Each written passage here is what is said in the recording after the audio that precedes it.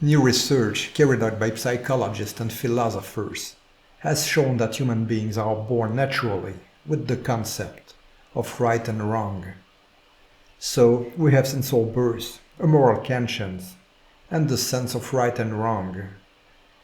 And so we have the ability to judge our actions.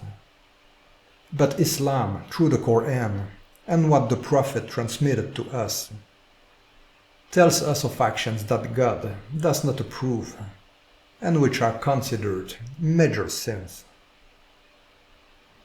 And doing them could get us out of Islam and sending us straight to hell.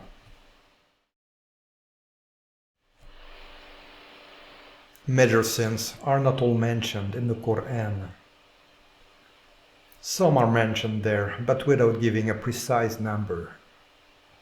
On the other hand, the Hadith enumerates 7 major sins. But there are others that could also be mentioned.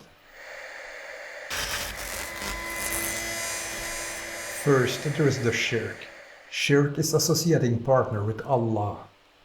The Quran tells us that this is the only sin that Allah does not forgive, except perhaps to those who did not receive the message. But God knows best. Allah Alim.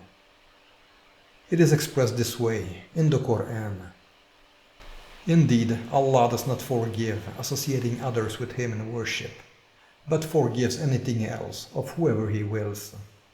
And whoever associates other with Allah has indeed committed a grave sin.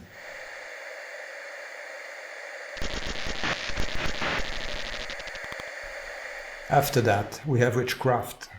Sihr is something that is forbidden in Islam, but what is translated as witchcraft also includes other practices that may seem trivial or ordinary in our time. For example, soothsaying, astrology, or pretend to predict the future. We cannot trust people who claim to know the future, because only God knows the future. We should put our trust on Him. Nor should we try to practice this, because, in the opinion of scholars, we can only learn sihr by disbelieving.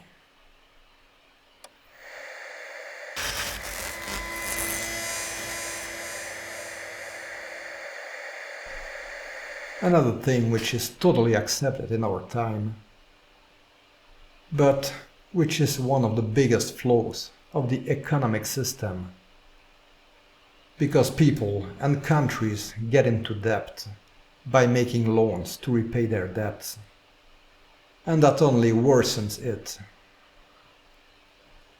You should know that in the Quran, Allah does not declare war on anyone except on those who practice usury.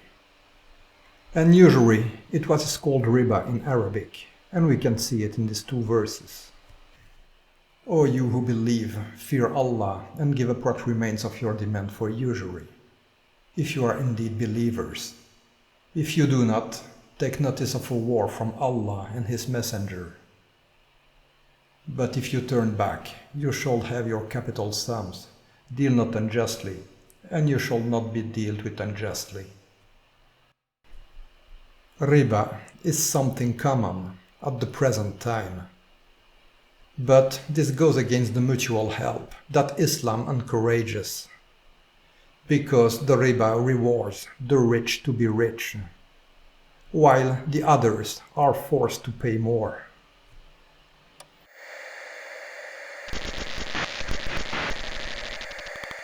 Killing is also something that is of course forbidden, with the exception of very specific cases, such as self-defense or a court sentence.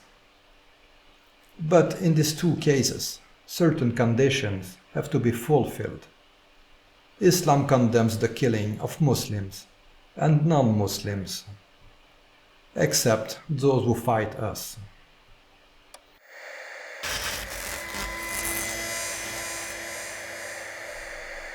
Indeed, those who unjustly consume orphans' wealth consume nothing but fire into their bellies, and they will be burned in a blazing hell. Taking care of orphans and raising them is considered a very good deed. That brings great reward in Islam.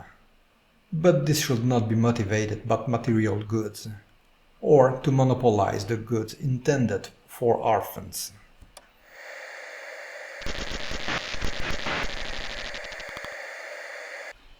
Turning your back on the enemy in battle is also considered a sin in Islam, and we see it expressed in these two verses.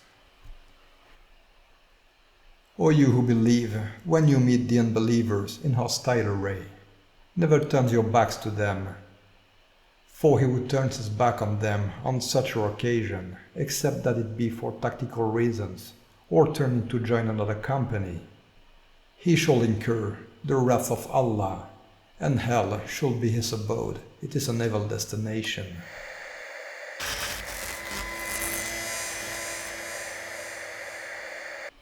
And finally, there is defaming a person with false accusation to harm him or tarnish the reputation of this person.